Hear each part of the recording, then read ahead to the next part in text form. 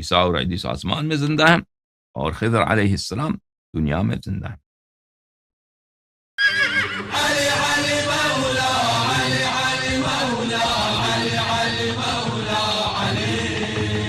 ہے تو ہم آ کے دین کو چینج کرتے ہیں، تو یہ وہ بدبخت شخص ہے، وہ گمراہ شخص ہے۔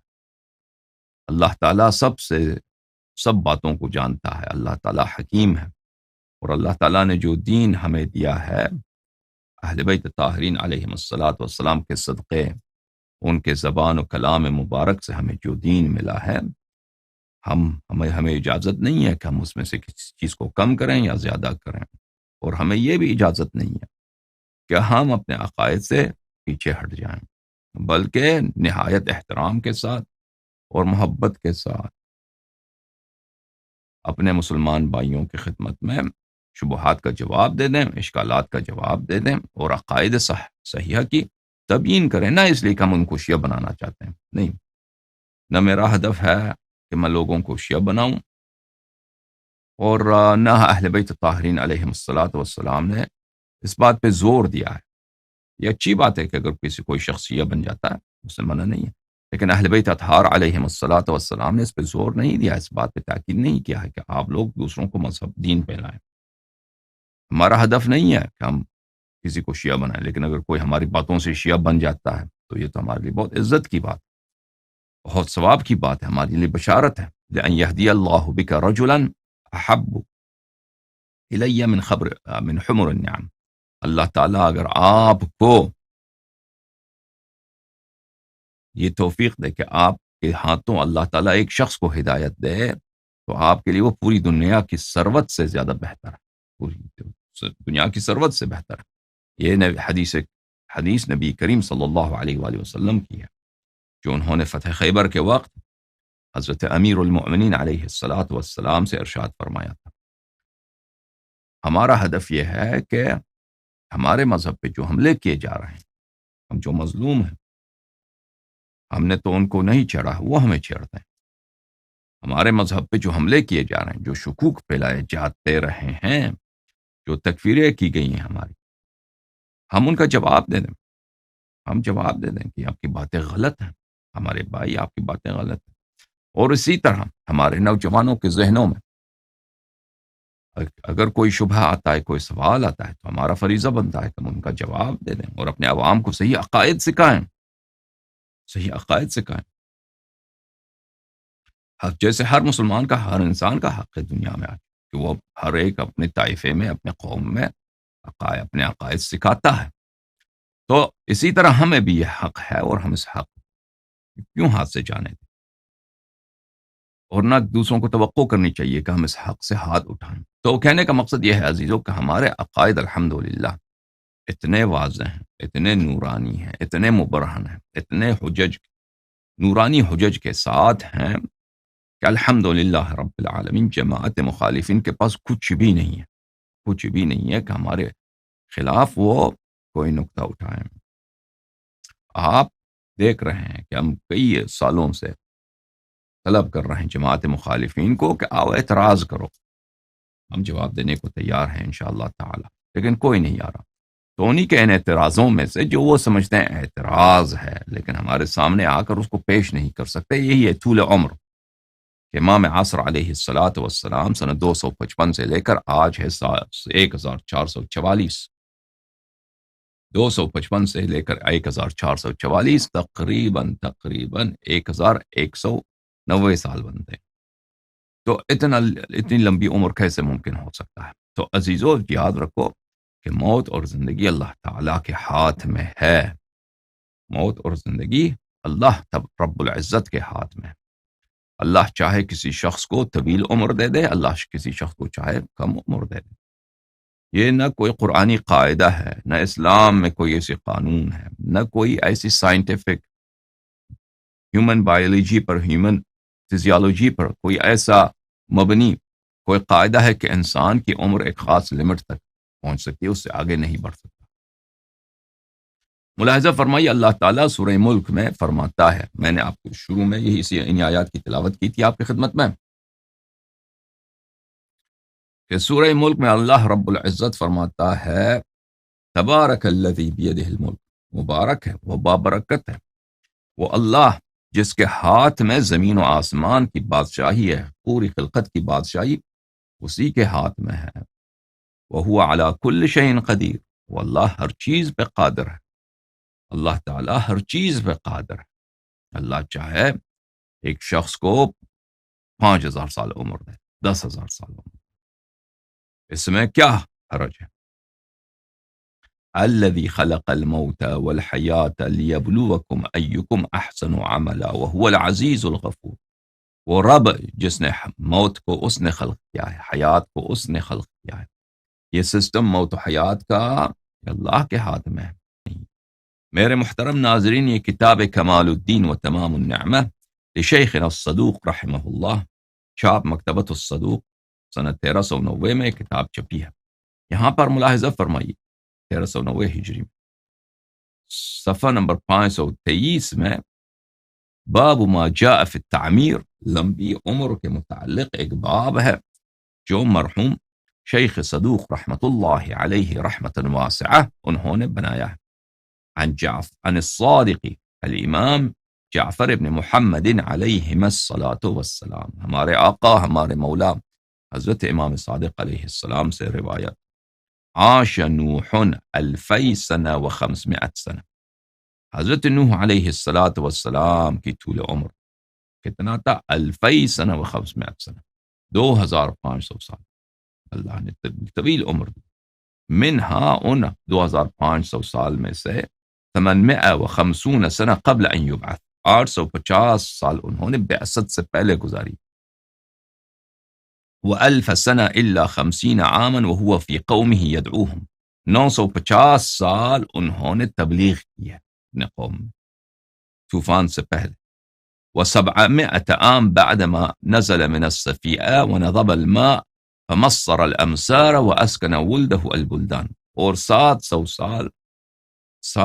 سال وہ انہوں نے زندگی کیا ہے طوفان کے بعد، جب سفینہ سے نیچے کشتی سے اتر آئے ہیں، پانی خشک ہو گئی دنیا میں، اور انہوں نے اپنے اولاد کو مختلف بلاد میں بسایا ہے 2500 سال۔ اچھا، یہاں اس باب میں تیسری جو حدیث ہے، حضرت قرآن ناطق بحر حقائق امام جعفر صادق علیہ السلام اپنے والد گرامی سے روایت کرتے ہیں، وہ اپنے آبا سے روایت کرتے ہیں حضرت رسول اللہ صلی اللہ علیہ وآلہ وسلم سے، عاش ابو البشر آدم علیہ السلام 930 سنہ، حضرت آدم علیہ السلام ابو البشر ہیں 930 سال اللہ نے ان کو زندگی دی۔ ونوح علیہ السلام وعاش نوح 2000 سنہ و400 سنہ و50 سنہ، 2450 سال حضرت نوح علیہ السلام کی عمر شریف۔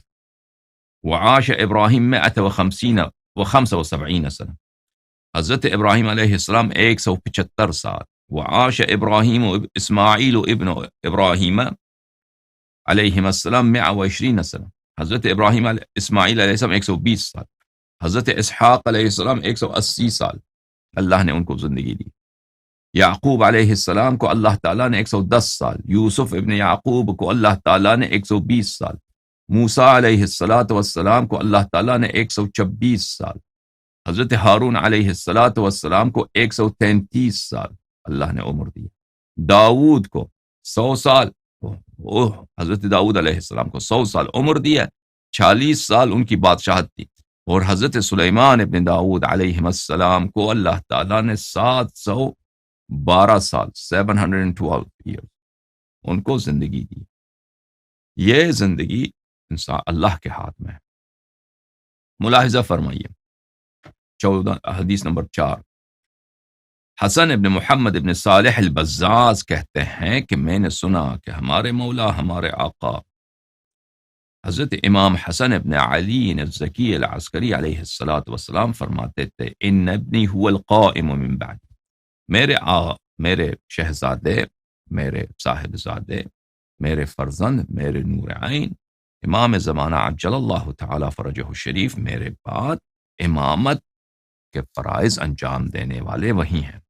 وهو الذي يجري فيه سنن الانبیاء علیہم السلام بالتعمیر والغیبہ، یہ وہی ہیں جن میں اللہ تعالیٰ اپنی انبیاء علیہم السلام کے جو ٹریڈیشنز ہیں، جو سنن ہیں، جو انبیاء کی سنتیں ہیں، کون سی سنتیں؟ تعمیر، لمبی عمر اور غیبت، اور انبیاء علیہم السلام کے غیبات۔ اب انشاءاللہ تبارک و تعالی آپ کی خدمت میں عرض کریں گے کہ انبیاء علیہم السلام کی غیبات تھی۔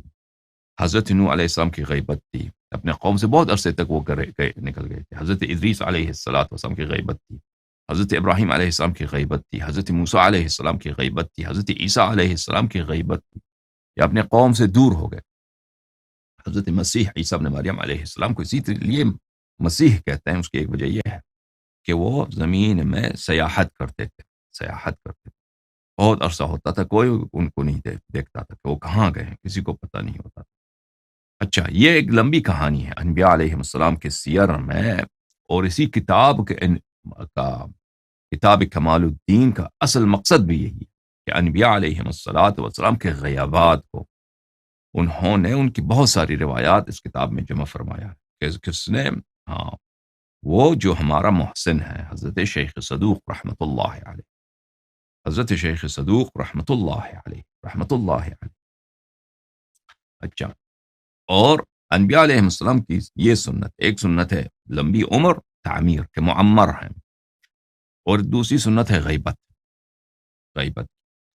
تو یہ اللہ تعالیٰ نے میرے فرزند، کون فرماتے ہیں؟ ہمارے آقا، ہمارے مولا حضرت امام حسن عسکری علیہ السلام، انہوں نے میرے صاحب زادے، میرے نور عین میں جاری کر دی ہیں۔ حتی تسقو القلوب لطول الامد، ان کی غیبت اتنی طولانی ہوگی، اتنی ان کی غیبت لمبی ہوگی کہ لوگوں کے دل سخت ہو جائیں گے، لوگ سنگ دل ہو جائیں گے، لوگوں کے دل سے ایمان کا نور نکل جائے گا۔ اچھا عزیزو، تو پہلے احادیث میں آیا ہے کہ حضرت آدم علیہ السلام نے جب ان کی عمر لمبی ہو گئی تھی تو ان کو بڑھاپا نہیں آیا تھا، وہ بالکل جوان تھے، اور امام عصر علیہ السلام بھی جب تشریف لائیں گے تو اس طرح نہیں ہے کہ وہ ضعیف بدن کے ساتھ، کمزور بدن کے ساتھ، نہیں، بالکل جوان، بالکل ہونہار، جیسے ایک 40 سال کا ایک جوان انسان ہوتا ہے، اسی طرح وہ تشریف لائیں گے۔ سب سے پہلے تاریخ میں احادیث میں ملتا ہے جس میں عمر رسیدگی کے آثار ظاہر ہو گئے، وہ حضرت ابراہیم علیہ السلام تھے۔ ملاحظہ فرمائی کتاب الدر المنثور تفسیر بالمأثور، جزء اول، چھاپ دار الفکر، یہاں پر ملاحظہ فرمائیے صفحہ نمبر 281 میں یہ کئی احادیث نقل کرتے ہیں، اور ادب مفرد میں بخاری نے بھی اس حدیث کو نقل کیا ہے صحیح سند کے ساتھ، کہ ابو ہریرہ سے روایت کی ہے کہ وَأَوَّلُ مَنْ رَأَى الشَّيْبَ، ابراہیم علیہ السلام وہ شخص ہیں جنہوں نے پہلی دفعہ، جن کی سفید بال اور سفید داڑھی جن کو آئی ہے، وہ ابراہیم علیہ السلام۔ پھر وہ روایت کرتے ہیں ابو ہریرہ سے کہ نبی کریم صلی اللہ علیہ وآلہ وسلم نے فرمایا ان ابراہیم اول من اضاف الضیف واول من قص الشارب، تو ابراہیم سب سے پہلے جنہوں نے مہمان نوازی کی ہے، ابراہیم علیہ السلام سب سے پہلے جنہوں نے اپنے شوارب کو، شارب کو کیا بولتے ہیں؟ مسٹاش کو کیا بولتے ہیں اردو میں؟ میں بھول گیا لفظ انہوں نے ہونٹ کے اوپر جو بال ہوتے ہیں ان کو سب سے پہلے جنہوں نے کاٹا ہے کون ہے؟ ابراہیم علیہ السلام۔ وَأَوَّلُ مَنْ رَأَى الشَّيْبَ، سب سے پہلے جنہوں نے بڑھاپا دیکھا ہے حضرت ابراہیم علیہ السلام۔ تو عزیزو، شیعوں کا حجت کیا ہے؟ شیعوں کا حجت یہ ہے کہ انبیاء علیہ السلام کی سنن میں سے 2 سنتیں، ایک سنت ہے تعمیر کی، لمبی عمر کی، اور ایک سنت ہے غیبت کی، یہ امام عصر علیہ السلام میں جاری ہوگا۔ ملاحظہ فرمائیے یہ کتاب تاریخ الطبری المعروف بتاریخ الامم والملوک، چھاپ شرکت العالمی للمطبوعات، بیروت لبنان، سنہ 2012 میں وہاں پہ چھپی ہے۔ یہاں پر ذکر وفات آدم میں صفحہ نمبر 117 میں یہاں پر تبری صاحب کئی ایک روایات لے کے آتے ہیں کہ ان روایات میں یہ ہے کہ اللہ تعالیٰ نے جب حضرت آدم علیہ السلام کے عمر کو قبض روح کیا، ان زندگی میں ان کی زندگی کو اختتام بخشا ہے اللہ نے، تو ان کی عمر کتنی تھی؟ یہاں پر اللہ تعالیٰ آپ کو بلا کرے، جو یہاں پہ جو روایات ہیں اس میں یہی ہے، بعض روایت میں کہ 1000 سال ہے، تبری نے جو روایت جمع کی ہیں، بعض میں ہے کہ 930 سال، اس طرح کے۔ اچھا، ابھی جو پہلی جو روایت ہے، یہ پورا روایت تو ہم نہیں چاہتے کہ اس کو پڑھ کے آپ کے لیے ترجمہ کریں، میں صرف ان کا عمر، بلکہ کہ جب حضرت آدم علیہ السلام نے حضرت داؤد علیہ السلام کو اپنے ذریہ کو، جب ان کے ذریہ کو ان کے پشت سے جب نکالا تھا، حضرت داؤد علیہ السلام کو دیکھا تھا، تو حضرت آدم علیہ السلام نے حضرت داؤد کو 40 سال اپنی عمر بخشی تھی، کہا تھا کہ اللہ اس کو 40 سال میرے عمر اس کو دے دو۔ اچھا، پھر وہ جب زمین میں آئے، ملک الموت آئے ان کا عمر قبض کرنے کے لیے، تو انہوں نے 60 سال ان کو بخشو، 60 سال۔ تو انہوں نے کہا، ابھی ملک الموت سے کہا کہ 60 سال میری عمر رہ گئی ہے۔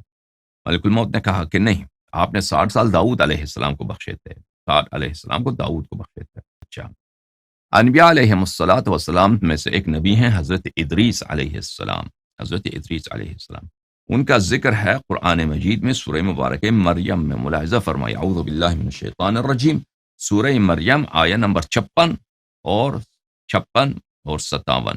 وَاذْكُرْ فِي الْكِتَابِ ادریس، کتاب میں ادریس کا ذکر کرو، انہو کان صدیقا نبیا، وہ صدیق تھے، نبی تھے علیہ السلام، ورفعناہ مکانا علیا، ہم نے ان کو اوپر اٹھایا ہے، ہم نے ان کو رفعت بخشی ہے ایک عالی مکان پر، ایک بلند مکان پر۔ اچھا، اس آیت کی ابھی تفسیر آپ کو دکھائیں گے میرے عزیزو۔ اب ہم ادریس علیہ السلام کی پیدائش کب ہے؟ پیدائش کب ہے میرے عزیزو؟ ادریس علیہ السلام جو ہیں حضرت نوح علیہ السلام سے پہلے ہیں، آپ کو پتہ ہے، وہ حضرت آدم علیہ السلام کے بعد نبی ہیں، اور ان کی ولادت کے متعلق یہ لکھا ہے مورخین نے، اہل سیر نے، جماعت مخالفین کے کتب سے آپ کا نقل کر رہا ہوں، کہ وہ حضرت آدم علیہ السلام کے حیات میں پیدا ہوئے تھے۔ ادریس علی نبینا و آلہ علیہ السلام، حضرت آدم کے وفات سے پہلے ان کی ولادت ہے، اور پھر انہوں نے یہ بھی لکھا ہے کہ آج تک وہ زندہ ہے، آج تک وہ زندہ ہے، ٹھیک ہے نا؟ تو اگر ایسا ہے، یہ اس کی روایات کو ہم نہیں کہتا کہ یہ شعر روایات ہیں، یہ مخالفین کی کتب میں موجود ہیں، اگر ان کے کتابوں میں موجود ہے تو انبیاء علیہ السلام کے متعلق یہ روایات نقل کرتے ہیں، اور اس پہ کوئی اعتراض نہیں ہوتی ان کو، لیکن اپنے نبی کے وصی پر، اپنے ہی نبی کی وصی پر، اپنے ہی نبی کے خلیفے پر جماعت کو اعتراض ہوتا ہے۔ یہ کتاب التبصرہ، تالیف سبط ابن الجوزی، سبط ابن الجوزی کے مواعظ، جن کا ذکر کل ہم نے اپنے تقریر میں کیا تھا، اور ان کا آپ کی خدمت میں ان کا ترجمہ بھی دکھایا تھا۔ التبصرہ لسبط ابن الجوزی، چھاپ دار السلام، یہاں پر المجلس الثالث، تیسری مجلس، جو ذکر حضرت ادریس علیہ السلام میں ہے، وَاذْكُرْ فِي الْكِتَابِ ادریس انہو کان صدیقا نبیا علیہ السلام، یہ ذیل میں وہ کہتے ہیں، یہ صفحہ ہے نمبر 65۔ قال علماء السیار، تاریخ کے علماء فرماتے ہیں، ولد ادریس فی حیات آدم علیہ السلام، ادریس کی ولادت کب ہوئی ہے؟ حضرت آدم علیہ السلام کے حیات میں۔ وقد مضى من عمر آدم 600 سنة و22 سنة، حضرت آدم علیہ السلام کی عمر اس وقت کس وقت تھی؟